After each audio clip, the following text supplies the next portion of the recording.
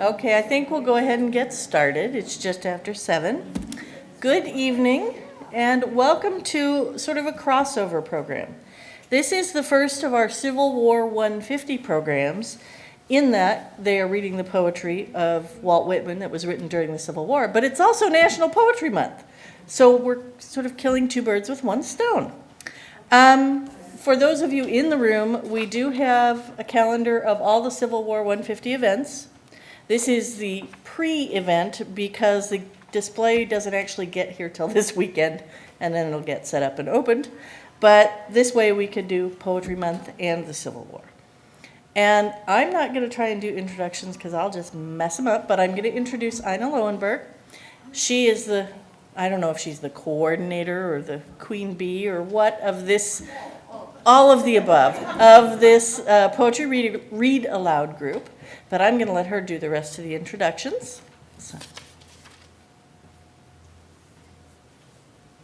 Thank you, Beth, and we're grateful to the library for letting us read here. Reading Aloud is a group based at the Iowa City Senior Center just down the street, but we also bring our mission of poetry reading out into the wider world. Let me introduce the readers, and then we'll talk a little bit about this program. Over there is Betty Norbeck, Nelson, want to wave at least? Nelson Girl, Maggie Girl, Nancy Lynch, Carrie Malone, Jim Curry, Jennifer Ellsworth, and Pat. You waved before I called your name. And I'm Ina Lowenberg. So this program is the Civil War Poems by Walt Whitman. And I have to acknowledge the help of Professor Ed Folsom, who's an authority on Whitman, for guidance in choosing the poems that we are reading, and also for putting the following words in my mouth to tell you something about Walt Whitman. He was too old to serve. He was too old to be drafted or to serve in the war, but he had younger brothers who did serve. And when one was wounded, he went down to see him at the battlefield and was so struck by how horrible it was that he came down from New York to Virginia, and then he accompanied wounded soldiers back to Washington, D.C., where there was a huge hospital. Perhaps the whole city was like a hospital.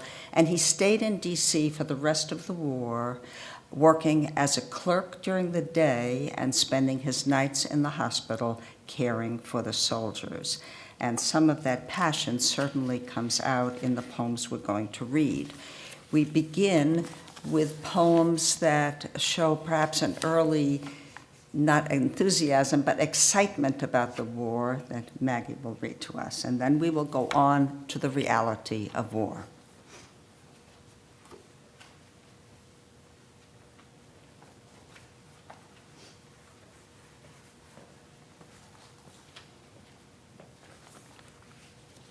(1861).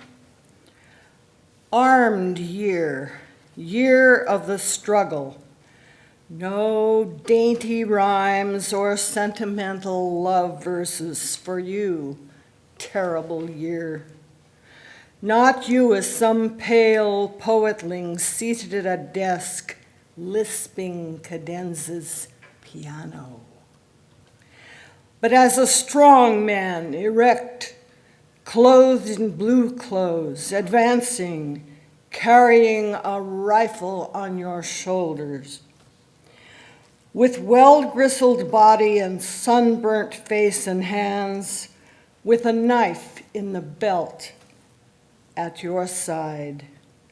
As I heard you shouting loud, your sonorous voice ringing across the continent, your masculine voice, O year, as rising amid the great cities. Amid the men of Manhattan, I saw you as one of the workmen, the dwellers in Manhattan, or with large steps crossing the prairies out of Illinois and Indiana, rapidly crossing the west with springy gait and descending the Alleghenies, or down from the Great Lakes, or in Pennsylvania, or on deck along the Ohio River, or southward along the Tennessee or Cumberland rivers, or at Chattanooga on the mountaintop.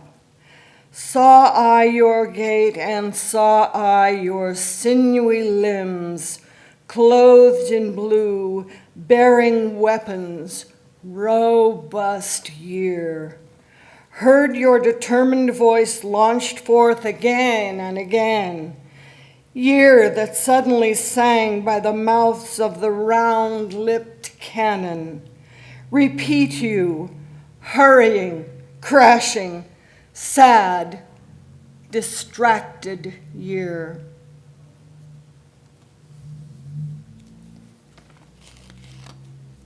Beat, beat, drums. Beat, beat, drums. Blow, bugles, blow. Through the windows, through doors, burst like a ruthless force into the solemn church and scatter the congregation. Into the school where the scholar is studying. Leave not the bridegroom quiet. No happiness must he now have with his bride, nor the peaceful farmer any peace, plowing his field or gathering his grain. So fierce you whir and pound you drums, so shrill you bugles blow. Beat, beat, drums, blow, bugles, blow. Over the traffic of cities, over the rumble of wheels in the streets, are beds prepared for sleepers at night in the house? No sleepers must sleep in those beds. No bargainers bargain by day, no brokers or speculators. Would they continue? Would the talkers be talking?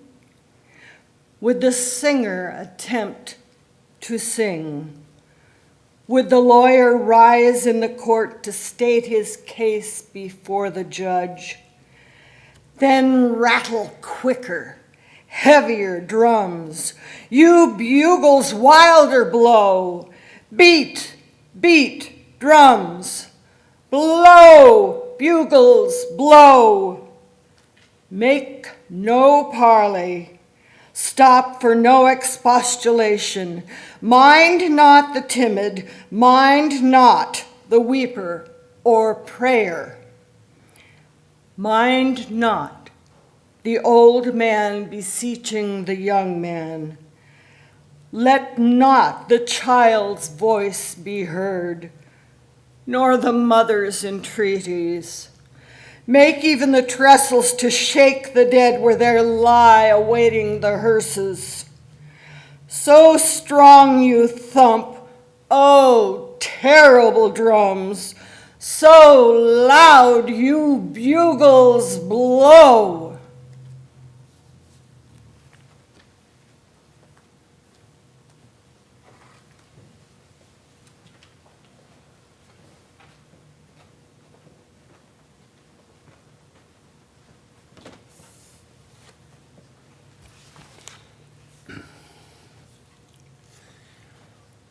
A march in the ranks hard pressed, and the road unknown.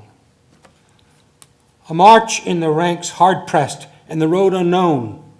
A route through a heavy wood with muffled steps in the darkness.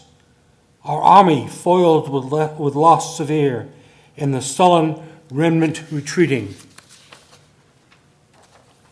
Till after midnight glimmer upon us the lights of a dim-lit building.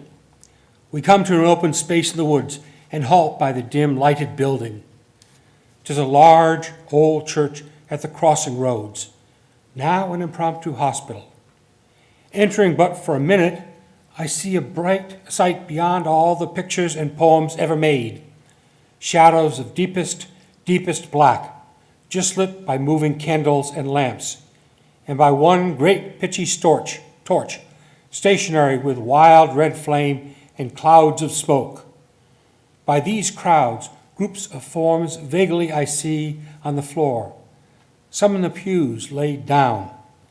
At my feet, more distinctly, a soldier, a mere lad, in danger of bleeding to death. He is shot in the abdomen. I stanch the blood temporarily. The youngster's face is white as a lily.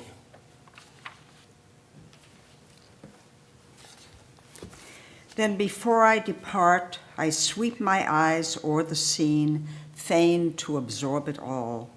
Faces, varieties, postures beyond description, most in obscurity, some of them dead. Surgeons operating, attendants holding lights, the smell of ether, the odor of blood. The crowd, oh, the crowd of the bloody forms, the yard outside also filled, some on the bare ground, some on planks or stretchers, some in the death spasm sweating. An occasional scream or cry, the doctor's shouted orders or calls, the glisten of the little steel instruments catching the glint of the torches. These I resume as I chant. I see again the forms, I smell the odor, then hear outside the orders given. Fall in, my men, fall in. But first I bend to the dying lad. His eyes open, a half smile gives he me. Then the eyes close, calmly close, and I speed forth to the darkness, resuming, marching, ever in darkness marching, on in the ranks, the unknown road still marching.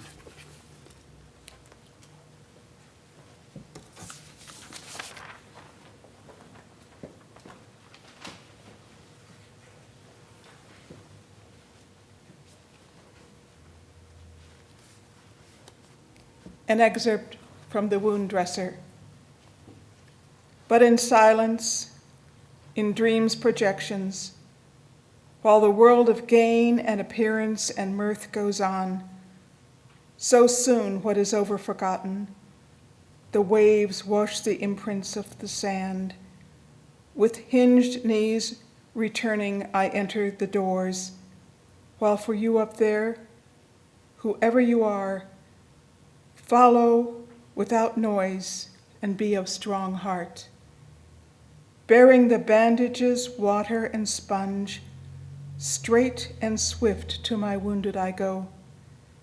Where they lie on the ground after the battle brought in, where their priceless blood reddens the grass, the ground, or to the rows of the hospital tent or under the roofed hospital, to the long rows of cots up and down each side I return, to each and all one after another I draw near, not one do I miss. An attendant follows holding a tray. He carries a refuse pail, soon to be filled with clotted rags and blood, emptied and filled again. I onward go, I stop. With hinged knees and steady hand to dress wounds, I am firm with each. The pangs are sharp yet unavoidable. One turns to me his appealing eyes. Poor boy, I never knew you. Yet I think I could not refuse this moment to die for you if that would save you. On I go. Open doors of time, open hospital doors. The crushed head I dress, poor crazed hand tear not the bandage away. The neck of the cavalryman with the bullet through and through I examine. Hard the breathing rattles, quite glazed already the eye, yet life struggles hard. Come, sweet death, be persuaded, oh beautiful death, in mercy come quickly. From the stump of the arm, the amputated hand, I undo the clotted lint, remove the slough, wash off the matter and blood. Back on his pillow, the soldier bends with curved neck and side-falling head.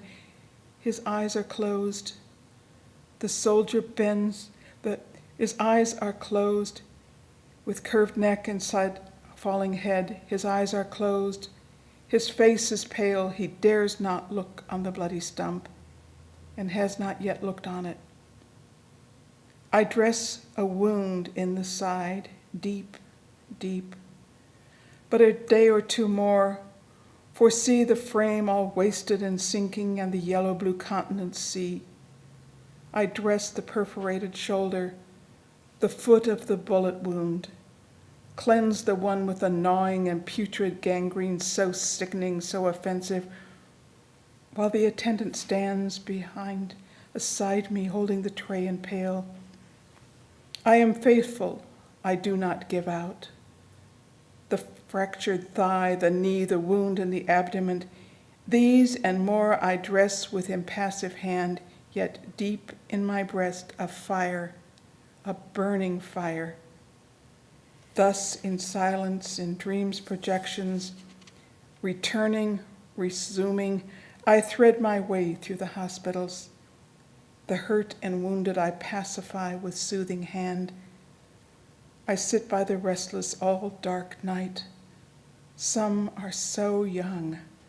Some suffer so much. I recall the experience sweet and sad. Many a soldier's loving arms around this neck have crossed and rested. Many a soldier's kiss dwells on these bearded lips.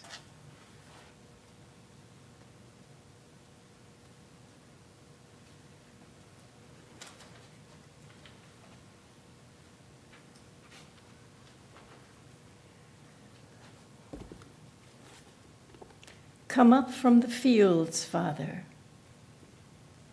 Come up from the fields, Father.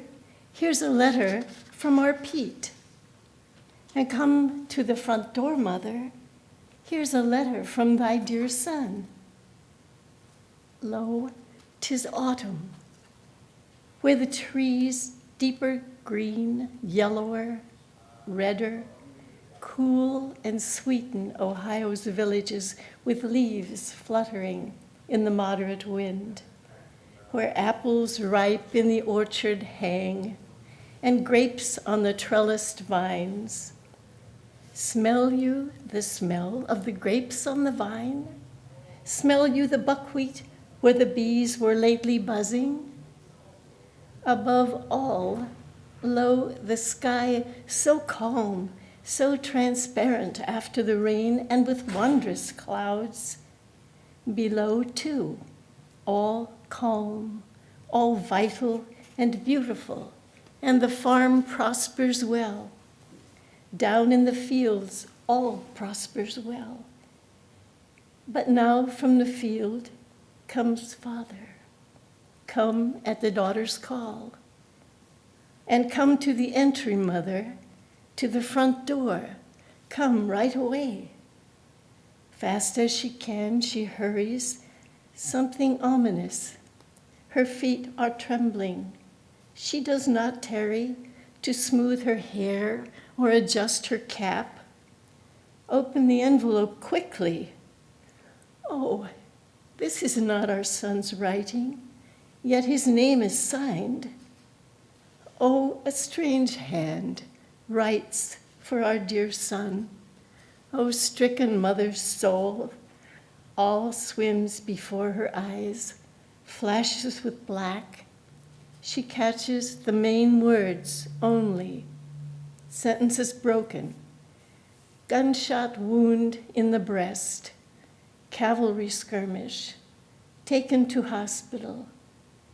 At present, low, but will soon be better. Ah, now this single figure to me, amid all teeming and wealthy Ohio, with all its cities and farms, sickly white in the face and dull in the head, very faint, by the jamb of a door leans. Grieve not so, dear mother, The just-grown daughter speaks through her sobs. The little sisters huddle around, speechless and dismayed. See, dearest mother, the letter says Pete will soon be better. Alas, poor boy, he will never be better, nor maybe needs to be better, that brave and simple soul. While they stand at home at the door, he is dead already. The only son is dead. But the mother needs to be better. She, with thin form, presently dressed in black, by day her meals untouched, then at night fitfully sleeping, often waking, in the midnight waking, weeping, longing, with one deep longing. Oh, that she might withdraw, unnoticed, silent from life, escape and withdraw, to follow, to seek, to be with her dear dead son.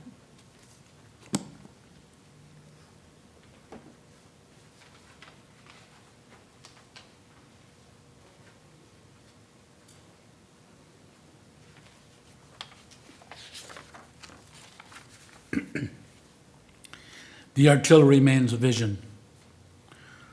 While my wife at my side lies slumbering, and the wars are over long, and my head on the pillow rests at home, and the vacant midnight passes, and through the stillness, through the dark, I hear, just hear, the breath of my infant. There in the room as I wake from sleep, this vision presses upon me. The engagement opens there and then in fantasy unreal. The skirmishers begin. They crawl cautiously ahead. I hear the irregular snap, snap. I hear the sounds of the different missiles, the short of the rifle balls. I see the shells exploding, leaving small white clouds. I hear the great shells shrieking as they pass. The grape, like the hum and whir of wind through the trees, tumultuous now the contest rages. All the scenes at the batteries rise in detail before me again. The crashing and smoking, the pride of the men in their pieces. The chief gunner ranges and sights his piece and selects a fuse of the right time. After firing, I see him lean aside and look eagerly off to note the effect. Elsewhere, I hear the cry of a regiment charging. The young colonel leads himself, this time with a brandished sword. I see the gaps cut by the enemy's volleys, quickly filled up, no delay. I breathe the suffocating smoke, then the flat clouds hover low, concealing all. Now a strange lull for a few seconds. Not a shot fired on either side. Then resumed the chaos louder than ever, with eager calls and orders of officers, while from some distant part of the field wafts to my ears a shout of applause from special success. And ever the sound of the cannon far or near, rousing even in dreams a devilish exultation, in all the old mad joy in the depths of my soul, and ever hastening the infantry, shifting positions, batteries, cavalry, moving hither and thither. The falling, dying, I heed not. The wounded, dripping and red, I heed not. Some to the rear are hobbling. Grime, heat, rush, aide-de-camps, galloping by or on full run, with a pattern of small arms, the warning st of the rifles, these in my vision I hear or see, and bombs bursting in air, and at night the vari-colored rockets.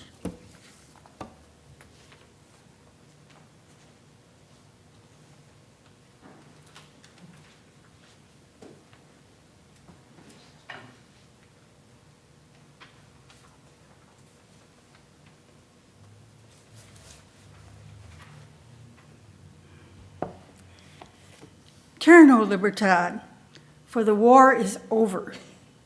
From it and all henceforth expanding, doubting no more, resolute, sweeping the world.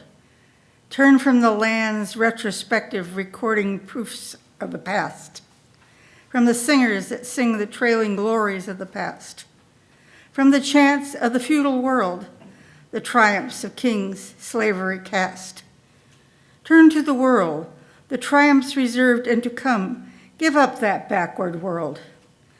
Leave to the singers of hitherto, give them the trailing past. What remains for singers for you, wars to come are for you. Lo, how the wars of the past have duly inured to you, and the wars of the present also inure. Then turn, and be not alarmed, O Libertad. Turn your undying face to where the future, greater than all the past, is swiftly, surely preparing for you. Reconciliation. Word over all, beautiful as the sky. Beautiful that war and all its deeds of carnage must in time be utterly lost. At the hands of the sisters death and night incessantly softly wash again, and ever again this soiled world. For my enemy is dead. A man divine as myself is dead. I look where he lies, white face and still in the coffin. I draw near, bend down and touch lightly with my lips the white face in the coffin.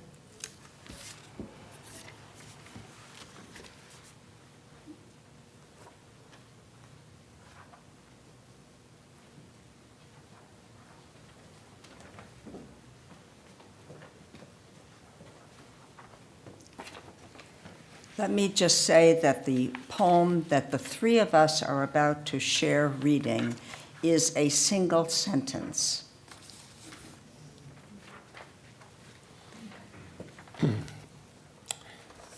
The million dead, two, summed up from specimen days.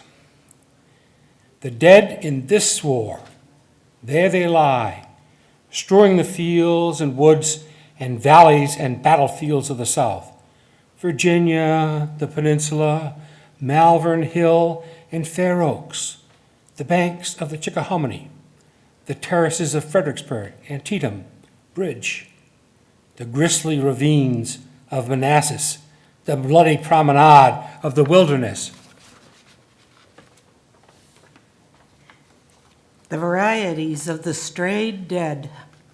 The estimate of the War Department is 25,000 national soldiers killed in battle and never buried at all.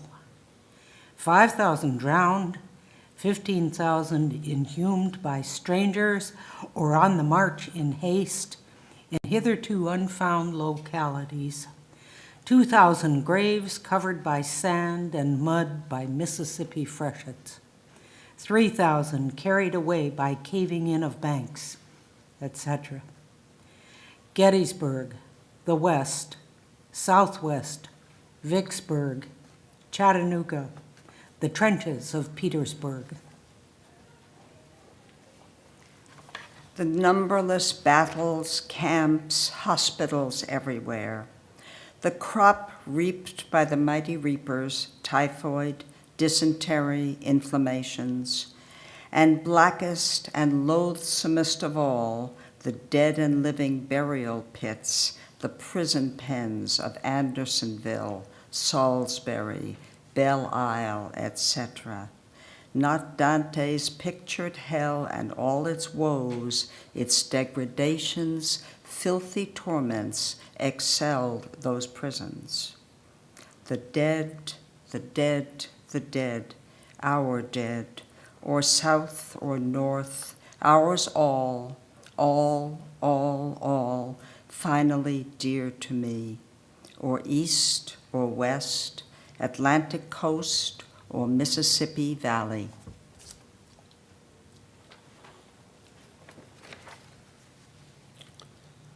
Somewhere they crawled to die, alone, in bushes, low gullies, or on the sides of hills. There, in secluded spots, their skeletons, bleached bones, tufts of hair, buttons, fragments of clothing are occasionally found yet. Our young men, once so handsome and so joyous, taken from us. The son from his mother, the husband from the wife, the dear friend from the dear friend.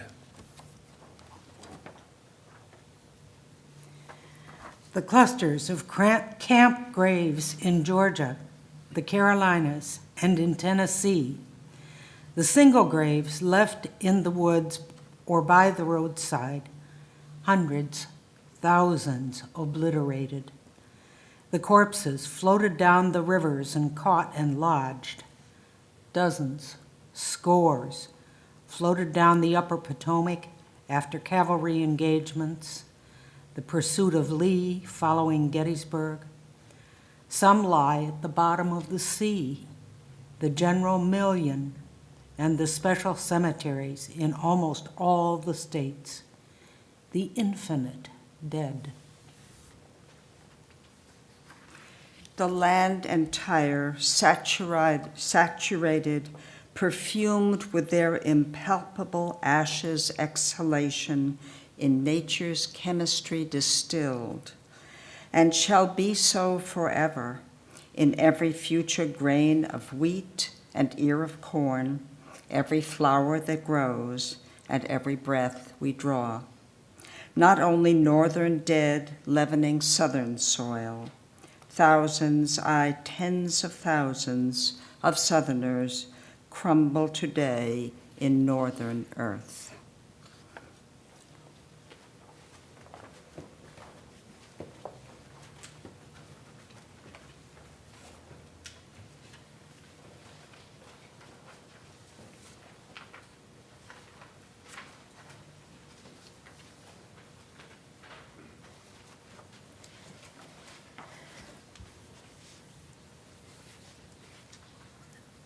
We will read some excerpts from When Lilacs Last in the Dooryard Bloomed, and this was Walt Whitman's Elegy for President Lincoln. When lilacs last in the dooryard bloomed, and the great star early drooped in the western sky at night, I mourned, and yet shall mourn with ever-returning spring. Ever-returning spring, Trinity surely to me you bring, lilac blooming perennial, and drooping star in the west, and the thought of him I love. In the swamp, in secluded recesses, a shy and hidden bird is warbling a song. Solitary the thrush, the hermit withdrawn to himself, avoiding the settlements, sings by himself a song. Song of the bleeding throat, death's outlet song of life. For well, dear brother, I know, if thou wast not granted to sing, thou wouldst surely die. Over the breast of the spring, the land amid cities, amid lanes and through old woods where lately the violet peeped from the ground, spotting the gray debris. Among the grass in the fields, each side of the lanes, passing the endless grass, passing the yellow-speared wheat, every grain from its shroud in the dark brown fields uprisen, passing the apple tree blows of white and spring in the orchards, carrying a corpse to where it shall rest in the grave. Night and day journeys a coffin.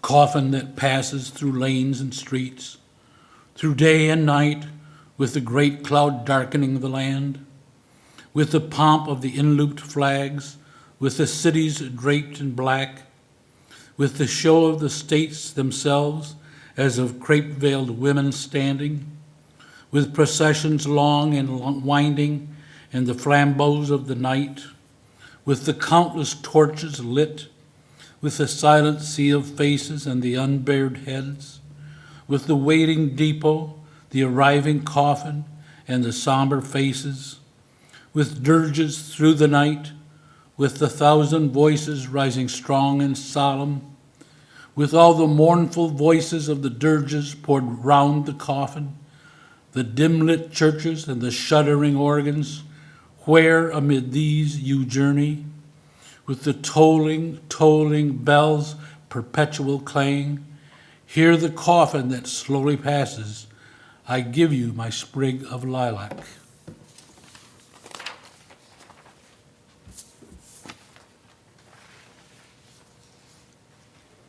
Oh, how shall I warble for the dead one there I loved?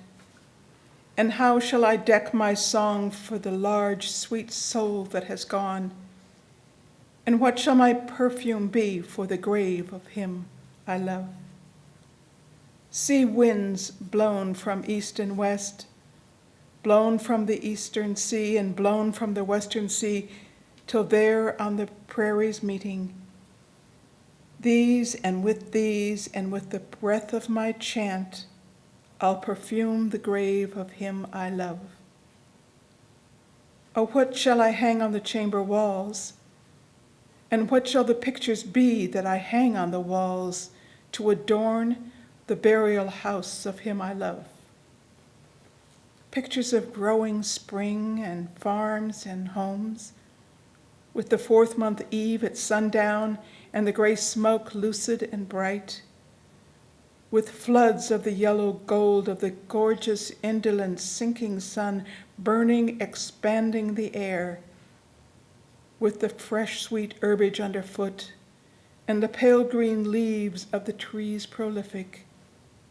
In the distance, the flowing glades, the breast of the river, with the wind apple here and there, with ranging hills on the banks, with many a line against the sky and shadows, and the city at hand with dwellings so dense and stacks of chimneys, and all the scenes of life and the workshops and the workmen homeward returning.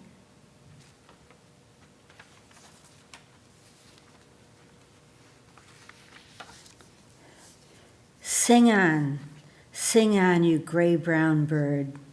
Sing from the swamps, the recesses. Pour your chant from the bushes, limitless out of the dusk, out of the cedars and pines. Sing on, dearest brother, warble your reedy song, loud human song with voice of uttermost woe.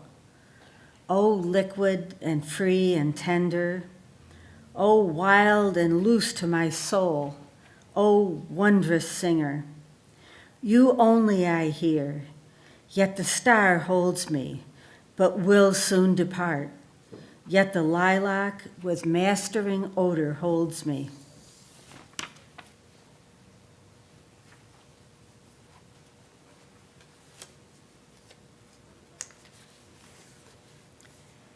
To the tally of my soul, loud and strong kept up the gray-brown bird, with pure deliberate notes spreading, filling the night. Loud in the pines and cedars dim, clear in the freshness moist and the swamp perfume, and I with my comrades there in the night, while my sight that was bound in my eyes unclosed, as to long panoramas of visions. And I saw askant the armies. I saw as in noiseless dreams hundreds of battle flags, borne through the smoke of the battles and pierced with the missiles I saw them, and carried hither and yon through the smoke and torn and bloody, and at last but a few shreds left on the staffs, and all in silence, and the staffs all splintered and broken. I saw battle corpses, myriads of them, and the white skeletons of young men. I saw them. I saw the debris and the debris of all the slain soldiers of the war. But I saw they were not as was thought. They themselves were fully at rest. They suffered not. The living remained and suffered. The mother suffered, and the wife, and the child, and the musing comrade suffered, and the armies that remained suffered.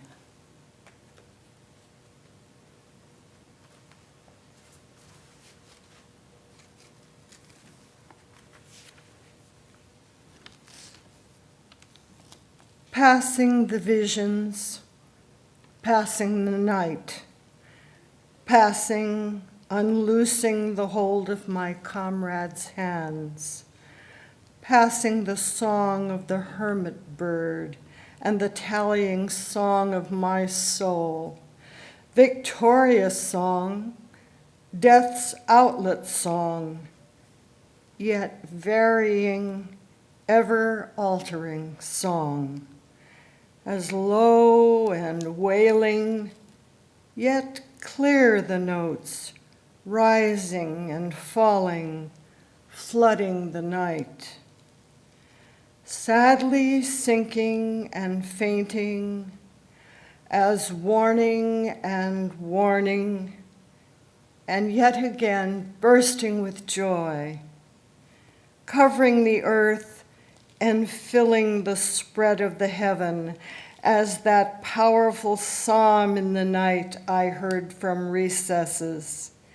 Passing, I leave thee, lilac, with heart-shaped leaves. I leave thee there in the dooryard, blooming, returning with spring.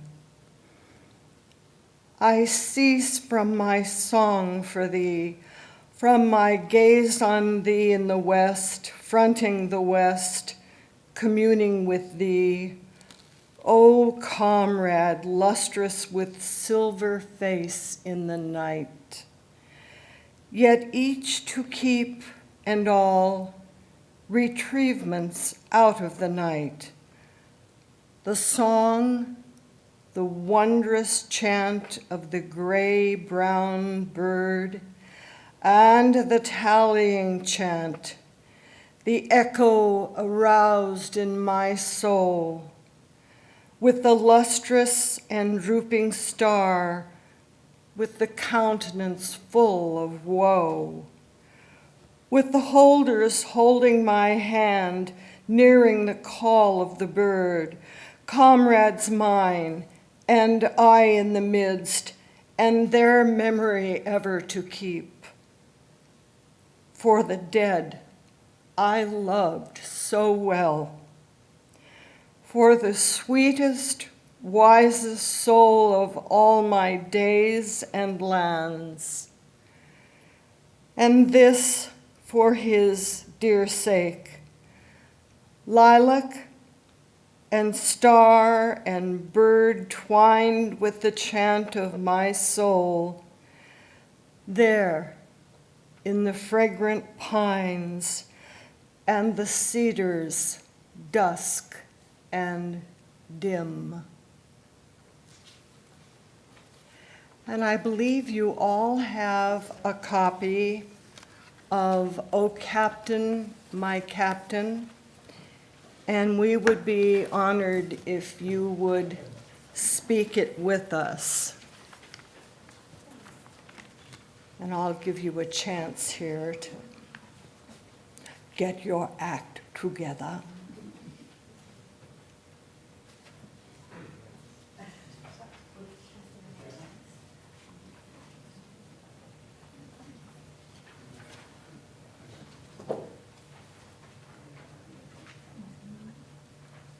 Are we ready? O Captain, my Captain, our fearful trip is done. The ship has weathered every wreck. The prize we sought is won. The port is near, the bells I hear, the people all exulting, while follow eyes the steady keel, the vessel grim and daring. But oh, heart, oh, the bleeding drops of red, where on the deck my captain lies.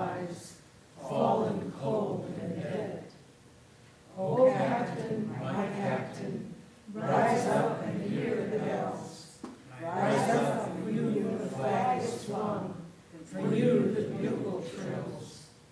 For you bouquets and ribbon wreaths. For you the shores are crowding.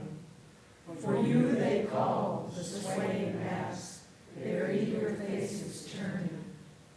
Here, Captain, here, Father, this arm beneath your head.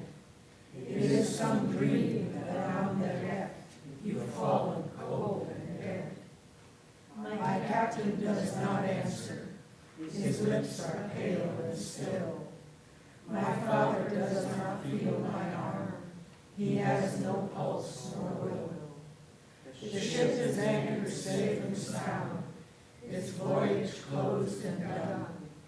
From fearful trip the victor ship comes in with object won. Exalt those shores and bring